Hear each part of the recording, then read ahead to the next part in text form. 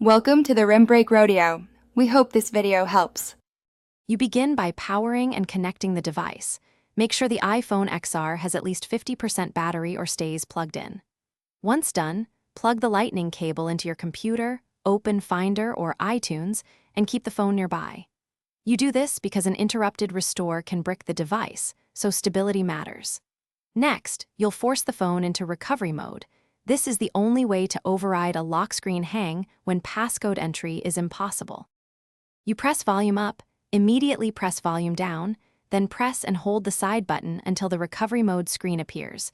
Do not release at the Apple logo. This sequence forces the bootloader to present the recovery interface so your computer can detect the device for restore. Once the recovery screen appears, Finder or iTunes will show a prompt offering update or restore. Choose Restore to erase the device and reinstall iOS. This removes the lock screen state and any corrupted system files. You select Restore, confirm, and allow the computer to download and flash the firmware.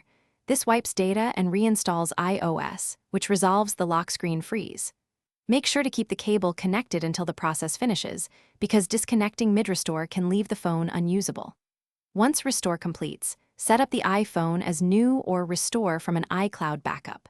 If the restore fails, try another lightning cable, a different USB port, or a different computer. Those steps fix most transfer and detection problems. Thanks for watching.